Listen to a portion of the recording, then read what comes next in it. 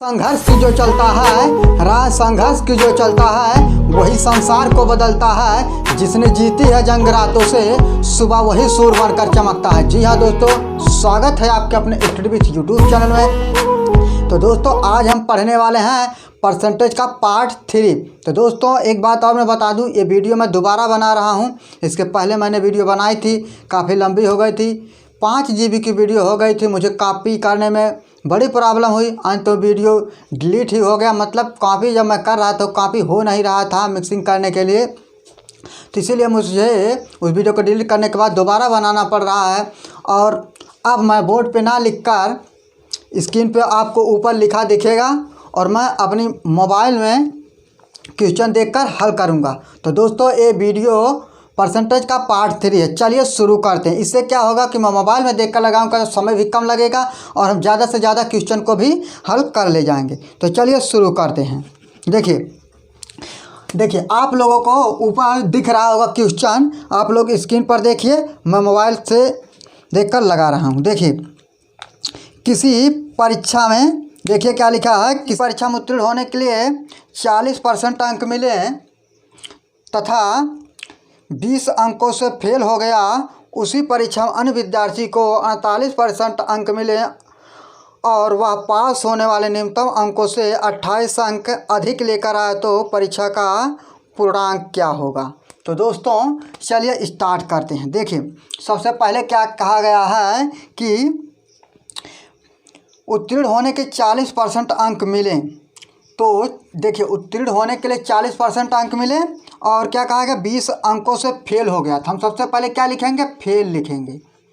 अब फेल कितना परसेंट उसको मिला है, 40%, और कितने नंबर से फेल हो गया है, कितने नंबर से फेल हुआ, 20 नंबर से। तो हम 20 ऐसे लिख दें। इसका मतलब ये है कि नंबर कम है, एक कम का सिंबल है, एक कम को दर्शाता है। अब देखिए आगे फिर देखिए क्या कहा गया है। एक अन्य विद्यार्थी का 48% अंक मिले, एक अन्य विद्यार्थी को 48% अंक मिले और वह पास होने वाले न्यूनतम अंकों से 28 अंक अधिक लेकर आए। इसको देखिए, पास होने वाले को 48% अंक मिले और वह 28 अंक अधिक लेकर आए। ये अधिक है, ये कम है। अब देखिए हमें क्या करना है। देखिए इसमें क्या करना है अब हमें। देखिए अब ये बन गया है, बस हमें अब लगाना है। देखिए पास, फिर देखिए पास हुआ, 48% मिला नंबर, 48% मिलने के बाद 28 अंक अधिक लेकर आया है, और ये 40% पाकर 20 अंकों से फेल हो गया। हम सबसे पहले पास और फेल का अंतर देखेंगे। इसका अंतर कितने का है, 8 का है, 8 का अंतर है। अब देखिए, अब हमें परसेंटेज में जो अंतर है वो 8% का है, और अंकों में जो अंतर है उसको अब हम देखेंगे। अब देखिए, इसका अंतर देखने के लिए हमें इसको ऐड करना पड़ेगा, इसको माइनस करना पड़े, लेकिन इसको ऐड करना पड़े। देखिए इसको कैसे ऐड करना पड़ रहा है। मतलब देखिए क्या है कि ये तो 20%, ये 20 अंक कम लेकर आया है और ये 28 अंक अधिक लेकर आया है। तो इसके बीच का जो अंतर हो जाएगा, इसको ऐड करना पड़ेगा, हो जाएगा 48। ये हो जाएगा 48। अब देखिए, बस अब बन गया, समझ लीजिए।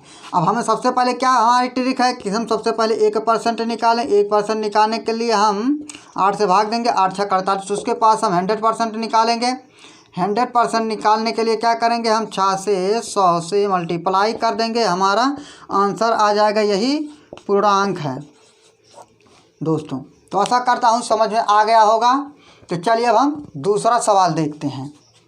चलिए दोस्तों, अब हम दूसरा सवाल देखते हैं। देखिए स्क्रीन पर देखिए आप लोग, किसी चुनाव में 20% वोट अवैध घोषित कर दिया गया। किसी चुनाव में 20% वोट अवैध घोषित कर दिया गया। यदि जीतने वाले उम्मीदवार को वैध मतों का 60% वोट प्राप्त हुआ तथा 1600 वोट से जीत गया, तो चुनाव में कुल कितने वोट पड़े। देखिए सबसे पहले क्या कहा गया है कि 20%, देखिए 20% वोट अवैध घोषित कर दिया गया। तो बचा कितना, 80% बचा। जब 20% अवैध घोषित कर दिया तो बचा 80%। अब देखिए उसके बाद क्या कहा है, जीतने वाले उम्मीदवार को वैध मतों का 60% वोट मिला। अब देखिए जीतने वाले को वैध मतों का 60%, तो हारने वाले को कितना मिला होगा, 40% मिला होगा। हारने वाले को 40% मिला होगा। बस दोस्तों अब देखिए हमें क्या करना है। अब देखिए 80%, 80 का हम 60% निकालेंगे, 80 का 60% निकालेंगे। मैंने इसके पहले ट्रिक बता दी है कि जब 2 जीरो होगा 2 जीरो काट देंगे, बस सीधा मल्टीप्लाई कर देंगे तो हमारा सीधा आ जाएगा 8 छक 48। ये 48 आ गया। अब देखिए 48 आ गया। इसके अभी उसी तरह निकालना है 40%, 80 का 40%। अब देखिए इसमें भी 1 जीरो, इसमें भी 0 0 कट जाएगा, 8 चौक 32, यहाँ 32 हो जाएगा। अब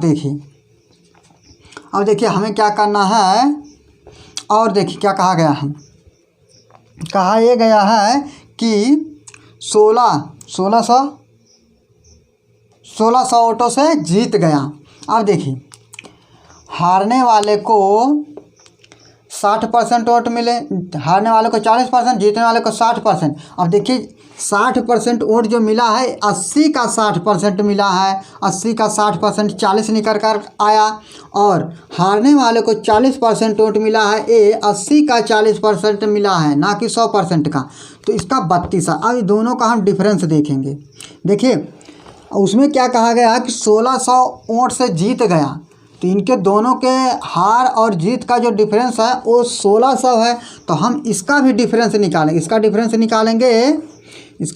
निकालेंगे। देखिए कितना हो जाएगा,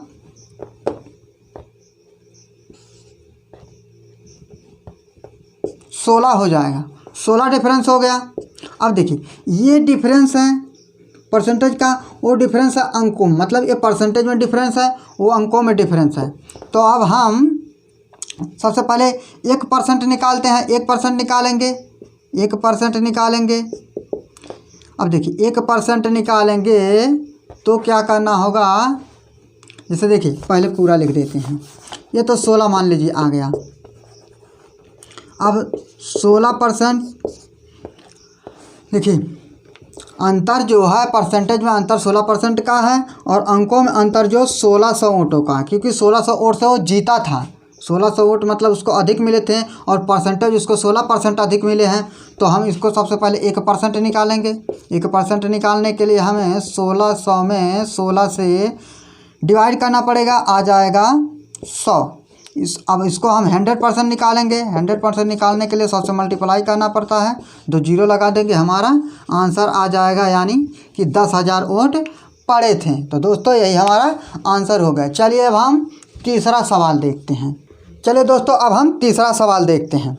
देखिए, और दोस्तों यदि वीडियो अच्छा लग रहा हो तो हमारे चैनल को सब्सक्राइब जरूर कर लेना, वीडियो को लाइक करना। दोस्तों मैंने ऐसे ही सवाल को लिया जो अक्सर कॉम्पिटिटिव एग्जाम में पूछे जाते हैं, क्योंकि मैं ये परसेंटेज जो पढ़ा रहा हूँ ये कॉम्पिटिटिव एग्जाम के बेस पर ही पढ़ा रहा हूँ। जो क्वेश्चन आए हुए हैं मैं उसी क्वेश्चन को लिया हूँ और उसी को पढ़ा रहा हूँ।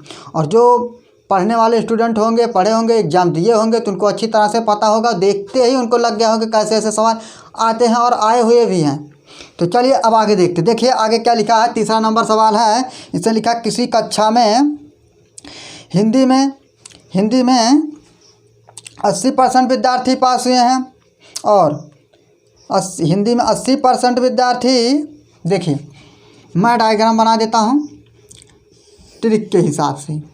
हिंदी, ये मान लीजिए हिंदी है, हिंदी में 80% विद्यार्थी पास हुए हैं, और गणित में, ये मान लीजिए गणित है, कहा गया है कि गणित में 85% विद्यार्थी पास हुए हैं और उत्तीर्ण हुए हैं, तथा दोनों विषयों में, तथा 75% दोनों विषयों में पास हुए हैं। 75% दोनों विषयों में पास हुए हैं। तो कक्षा में अनुत्तीर्ण छात्रों का प्रतिशत ज्ञात कीजिए। देखिए दोस्तों, इसको हम कई तरीके से लगा सकते हैं। तो दोस्तों देखिए, हिंदी में 80% विद्यार्थी पास हुए, गणित में 85% विद्यार्थी पास हुए हैं, और दोनों विषयों में 75% विद्यार्थी पास हुए हैं। इसको हम कई तरीके से लगा सकते हैं, लेकिन सबसे आसान तरीका यही है, डायग्राम बनाओ। उसके बाद देखिए, हमें पूछा अनुत्तीर्ण छात्रों का, इसको हम कई तरीके से लगा सकते हैं। चलिए 2 तरीका मैं यही बता देता हूँ। नंबर 1, देखिए सबसे पहले हम क्या करेंगे, दोनों गोले में जो है उनको ऐड कर लेंगे। दोनों गोले का मतलब हिंदी और गणित को ऐड कर लेंगे। देखिए 85 ऐसे ऐड कर लेते हैं, 85 5 हो गया, 8 8 16, मतलब 165 हो गया। अब 165 हो गया, इसको हमने ऐड कर लिया, इसको ऐड कर लिया। 80 प्लस 85 165 हो गया। अब इसी 165 से में हम 75 को माइनस कर देंगे, हमारा आंसर आ जाएगा 09। तो दोस्तों आ गया 90। ये जो 90 आया है, 90%, ये पास होने वालों की, मतलब पास होने वाले छात्रों की संख्या है 90%। तो हमसे पूछा गया है कि अनुत्तीर्ण छात्रों की संख्या बताइए। जो 90% पास हुए हैं, तो फेल कितने होंगे? 10% फेल होंगे। बस दोस्तों, अब देखिए, ये तो एक तरीका था कि पास वालों को, जब जैसे हमसे फेल वाले छात्रों को पूछा गया है, मतलब अनुत्तीर्ण छात्रों के बारे में पूछा गया है, तो हम पास वालों को ऐड करेंगे, जो दोनों विषय में पास होंगे उसको माइनस कर देंगे। बस जो आएगा वो पास वालों को आएगा। उसके बाद हम फेल वालों को आसानी से निकाल सकते हैं। जैसे 90% पास है, 10% फेल हैं। अब देखिए हम दूसरे तरीके से कैसे लगाते हैं। चलिए इसको हटा देते हैं। देखिए दूसरा तरीका ये है, हम जो अनुत्तीर्ण छात्र हैं उनको ही लेंगे। मान लीजिए हिंदी में 20% विद्यार्थी फेल हैं, जबकि 80% पास हैं, तो 20% फेल होंगे। प्लस अब गणित में 85% पास हैं, तो 15% फेल होंगे। कितने हो गए? 35 हो गए, ये 35 हो गए। अब देखिए 75% विद्यार्थी पास हैं, तो फेल कितने होंगे? 25 होंगे। तो हम यही काम जो उसमें किए थे वही काम इसमें करेंगे। 25% को जब इसमें से माइनस करेंगे तो 10% आ जाएंगे, यही अनुत्तीर्ण छात्र, यानी ये फेल वाले छात्र हैं। दोस्तों यही हमारा आंसर, चाहे हम उस तरीके से लगाएं, चाहे हम इस तरीके से लगाएं। और भी इसका फेल माइनस फेल। तो दोस्तों यही सबसे आसान तरीका है, गोला बना लो। जो दोनों में आया है, जो दोनों गोले में, जैसे हिंदी गणित है, इसको दोनों को ऐड करना। जो दोनों में आ रहा है, इसमें भी आ रहा है, इसमें उसको माइनस कर देना है। बस हमारा आंसर आ जाएगा। चाहे वो पास अगर पूछा है तो पास बता देना, फेल पूछा है तो फेल बता देना। तो चलिए अब हम चौथा सवाल देखते हैं। चलिए दोस्तों, अब हम 5वां सवाल देखें। देखिए स्क्रीन पर देखिए क्या लिखा है कि एक गांव की जनसंख्या 20,000 है। एक गांव की जनसंख्या 20,000 है। चलिए मैं लिख देता हूँ, एक गांव की जनसंख्या 20,000 है।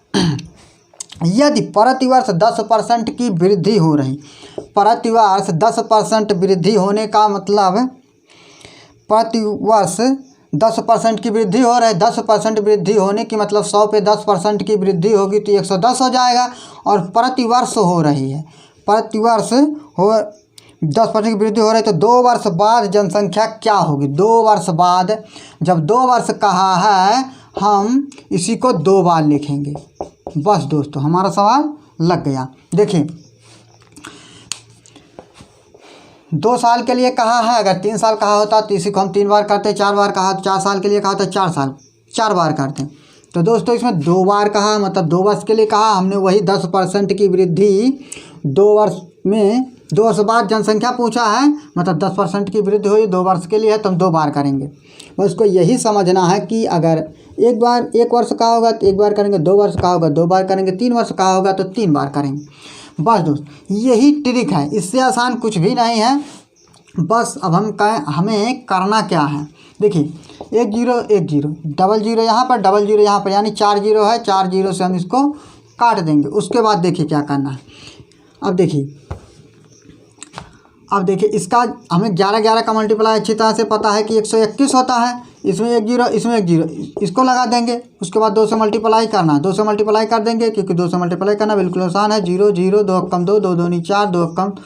बस दोस्तों हमारा आंसर आ गया। यही हमारा आंसर है, मतलब इतनी जनसंख्या 2 वर्ष बाद होगी। चलिए अब हम आगे देखते हैं।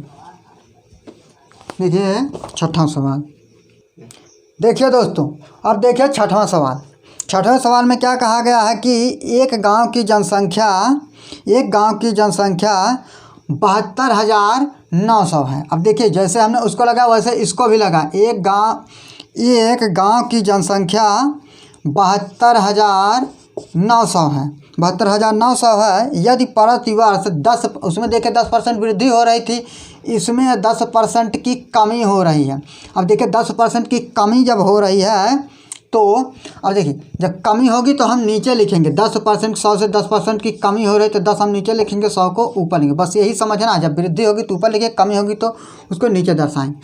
मतलब कि जैसे उसमें 10% की वृद्धि हो रही थी, हमने ऊपर 110 किया था, इसमें 10% की कमी हो रही है तो हम 100 को ऊपर लिखेंगे। 10% की कमी हो रही यानी 90 हो गया। 10% की कमी हुई तो 90 हो गया, उसको हम नीचे लिखेंगे। बस दोस्तों अब जितने वर्ष के लिए कहा होगा हम उतने वर्ष के लिए करेंगे। इसमें कहा गया है 10% की कमी हो तो 3 वर्ष पहले जनसंख्या क्या होगी। अब कहा गया 3 वर्ष पहले जनसंख्या क्या होगी, तो हम क्या करेंगे, 3 बार कहा तो 3 बार इसी को लिख लेंगे। बस दोस्तों अब हमें करना है बस डिवाइड। देखिए क्या करना है, इसको काटने के लिए थोड़ा दिमाग ये लगाना है। देखिए 999 इसमें है तो हम सबसे पहले इसी को देख लेते क्या इससे कटता है। देखिए 1 जीरो 1 जीरो, ये तो मान लीजिए कट गया। उसके बाद हम 9 से देखेंगे, 9 कम 9, देखिए यहाँ कट गया। अब देखिए 9 8 72, 9 कम 9 0, इतना हो गया। अब देखिए इसमें 1 जीरो 1 जीरो कट गया, 9 9 ये 72,900, ठीक है। उसके बाद देखिए 1 जीरो से 1 कट गया, 1 जीरो से 9 9 81, ये हो गया। अब देखिए यहाँ 9, 1 जीरो से 1 जीरो 1 कट गया, 9 से 9 कम 9, अब मतलब अब बचा इतना। अब देखिए 1 2 जीरो यहाँ पर, 2 जीरो यहाँ पर, 1 जीरो यहाँ पर, बस 5 जीरो लगा दो। यही हमारा आंसर हो गया। मतलब 3 साल पहले जनसंख्या 10,000 थी, 10,000 थी और 3 साल बाद जनसंख्या, मतलब 3 साल पहले जनसंख्या 10,000 थी। तो दोस्तों यही हमारा आंसर है। चलिए अब हम आगे लगाते हैं। चलिए दोस्तों अब हम देखते हैं 7वां सवाल। देखिए बहुत ही महत्वपूर्ण सवाल है दोस्तों। ये कई बार एग्जाम में पूछा जा चुका है, तो बहुत ध्यान से देखना। बिल्कुल सिंपल, एकदम आसानी से इसको ट्रिक के माध्यम से लगाएंगे, मात्र 2-3 सेकंड में। चलिए देखिए क्या लिखा है स्क्रीन पर। देखिए चीनी के मूल्य में 20% की कमी आ जाने पर, चीनी के मूल्य में 20% की कमी आ जाने पर, 20% की कमी आ जाने पर खपत में कितने प्रतिशत वृद्धि करें कि उसका खर्चा अपरिवर्तित रहे। देखिए 20% की कमी आ जाने पर खर्चे में कितने प्रतिशत वृद्धि करें कि खर्चा अपरिवर्तित है। देखिए इसको हम ट्रिक के माध्यम से लगाएं बिल्कुल आसानी से। देखिए 20% की कमी आ रही है तो 20% से हम, जब 20% की कमी होगी तो हम कहाँ पहुँचेंगे, 80 पे, यानी 20% की कमी हो रही। अब हमें कितने प्रतिशत के लिए 100 से कितने प्रतिशत कहा गया, कितने प्रतिशत वृद्धि करें कि खर्चा अपरिवर्तित रहे। हमने शुरू में ही बताया था कि जब प्रतिशत निकालना होगा तो हमें 100 से मल्टीप्लाई करना होगा। चलिए अब इसको डिवाइड कर लेते हैं। देखिए 1 जीरो 1 जीरो 1 कट गया। अब देखिए 2 से काटेंगे, 2 चौक 8, 2 कम 2, ये 10 हो गया। फिर ये 5 हो गया, ये 2 हो गया, 2 पच्चे 10 हो गया, यानी पंचम 25। यही हमारा आंसर निकल कर आ गया, यानी 25%। 25% की वृद्धि करें तो हमारा खर्चा अपरिवर्तित रहेगा। तो दोस्तों चलिए आगे सवाल देखते। इसमें देखिए अब इसमें क्या था, 20% की कमी हो रही थी। अब हम 8 नंबर में देखेंगे कि 20% की वृद्धि होने पर कैसे लगाएंगे। तो दोस्तों देखिए दोस्तों 8वां नंबर सवाल देखिए क्या है। बस जैसे 7वां था वैसे 8वां भी है। उसमें क्या था, 20% की कमी हो रही थी, इसमें 20% की वृद्धि होगी। सिंपल है, बिल्कुल उसी तरह से लगाएंगे। देखिए क्या कहा गया है कि चीनी के मूल्य में 20% की वृद्धि आ जाने पर गृहिणी खाने में कितने प्रतिशत कमी करे कि खर्चा अपरिवर्तित रहे। देखिए इसमें 20% की वृद्धि है। 20 से जब 20% की वृद्धि होगी तो हम कहाँ पहुँचेंगे, 120 पर। 20% की जब वृद्धि होगी तो 120 पे पहुँचेंगे। और कितने प्रतिशत कहा है तो प्रतिशत निकालने के लिए 100 से मल्टीप्लाई करते हैं। अब देखिए 1 0 से 1 0 कट गया, इतना हो गया। फिर 2 से काटेंगे, 2 छक 12, 2 पच्चे 10। फिर उसके बाद 2 से काटेंगे, 2 3 6, 2 कम 2। अब देखिए इसको मल्टीप्लाई कर लेते हैं, उसके बाद हल करेंगे। 10 बचे 50/3 हो गया। इसको हम लिख सकते हैं, देखिए इसको 3 कम 3, 2 बचा, 3 छक 18 दशमलव, फिर 20 हो गया। 3 छक 18, 3 छक 18 यानी इतना % हमारा आंसर होगा। तो इसको ऐसे भी लिख सकते हैं, दशमलव में भी लिख सकते हैं, और इसको ऐसे भी लिख सकते हैं कि 16 सही 2/3, ये भी लिख सकते हैं। तो दोस्तों आशा करता हूँ ये समझ आ गया होगा। चलिए आगे अब देखते हैं और सवाल। चलिए दोस्तों अब हम सवाल नंबर 9 को देखते हैं। देखिए क्या कहा गया है इसमें, ए की आय बी से 20% अधिक है तो बी की आय ए से कितने प्रतिशत कम। बिल्कुल दोस्तों उसी तरह से है, बस इसमें कहा गया है ए की आय बी से 20% अधिक है। मान लीजिए देखिए जैसे जैसे काम वैसे वैसे करते जाएंगे। देखिए मान लीजिए ए है, ए बी है। इसमें क्या कहा है, ए की आय बी से 20% अधिक, ए की आय बी से 20% अधिक है, इतना हो गया। अब देखिए यानी इसका 100 है तो इसका 20% अधिक है। बस अब इन दोनों में डिफरेंस 20 का है, 20 का है। अब देखिए हमें बिल्कुल उसी तरह से लगाना है जैसे हमने लगाए थे। तो समझाने के लिए बता दिया, हम लगाएंगे उसी ट्रिक के माध्यम से कि 20% की क्या हो रहा है, 20% की 20% अधिक है यानी वृद्धि हो रही। तो हम बस उसी सवाल से लगाएंगे, इसका भी आंसर अब वही आना है। आगे जो आया था 8 नंबर में बिल्कुल उसी तरह से बन गया। तो चलिए हम डायरेक्ट लिख ही देते हैं। देखिए काट ही लेते हैं, इसका आंसर यही आएगा क्योंकि यही सवाल आगे भी था। बस उसमें समझना ये था, उसमें कहा गया था, चलिए एक बार मैं पढ़ के बता दूं। उसमें कहा गया था चीनी के पहले, देखिए 8 नंबर में क्या कहा गया था, चीनी के मूल्य में 20% की वृद्धि हो जाने पर खर्चे में इतने प्रतिशत कमी करें कि खर्चा अपरिवर्तित रहे। और इसमें देखिए थोड़ा दूसरे अंदाज में दूसरे तरीके से कहा गया है कि ए की आय बी से 20% अधिक है तो बी की आय ए से कितने प्रतिशत कम है। बस दोनों का कंसेप्ट वही है, लगाना वैसे ही जैसे उसको लगाना है, बस कहा गया है दूसरे तरीके से। तो दोस्तों इसका भी आंसर वही आएगा जो उसका आया था, इसलिए मैंने डायरेक्ट लिख दिया है। तो दोस्तों चलिए एक सवाल और देख लेते हैं, 10 सवाल हो जाएंगे। चलिए दोस्तों अब हम देख लेते हैं 10वां सवाल, लास्ट सवाल है पार्ट 3 का। तो हमने 10 सवाल पूरा कर लिया।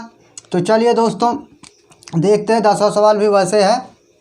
देखिए क्या कहा गया है, चीनी के मूल्य में 10% की वृद्धि आ जाने पर, चीनी के मूल्य में 10% की वृद्धि आ जाने पर गृहिणी खाने में कितने प्रतिशत कमी करे कि खर्चा अपरिवर्तित रहे। इसमें क्या कहेगा, वृद्धि है। देखिए 10% की वृद्धि कहा गया है। अब देखिए 10% की वृद्धि, 10 से हम कहाँ पहुँचेंगे, 110 पे। 10% की वृद्धि कहा गया है। 10% की वृद्धि आ जाने पर गृहिणी खाने में कितने प्रतिशत कमी करे कि खर्चा अपरिवर्तित रहे। अब कितने प्रतिशत की बात कही गई है तो 100 से मल्टीप्लाई करेंगे। देखिए बस उसको हमें डिवाइड करना, हमारा आंसर आ जाएगा। देखिए 1 0 से 1 0 कट जाएगा। उसके बाद चलिए हम मल्टीप्लाई कर लेते हैं, उसके बाद डिवाइड करेंगे। 100/11 हो गया। अब इसको हम डिवाइड करेंगे तो होगा 9 सही 1/11, मतलब 9 सही 1/11 हमारा आंसर होगा। तो दोस्तों आशा करता हूँ वीडियो अच्छा लगा होगा। वीडियो अच्छा लगा हो तो हमारे चैनल को सब्सक्राइब करना, वीडियो को लाइक करना, अपने दोस्तों में शेयर करना। दोस्तों percentage part two part video देखते रहना। बस दोस्तों वैसे तो ज़्यादा लंबा होगा नहीं, परसेंटेज जो भी हो आपको पूरा देखना, अच्छी तरह से देखना है। समझ में ना आए तो हमें बताना, कमेंट बॉक्स में बताना। कोई कमी हो तो हमें ज़रूर बताना, अपनी राय हमें ज़रूर देना। तो दोस्तों वीडियो देखने के लिए आप लोगों का बहुत बहुत धन्यवाद।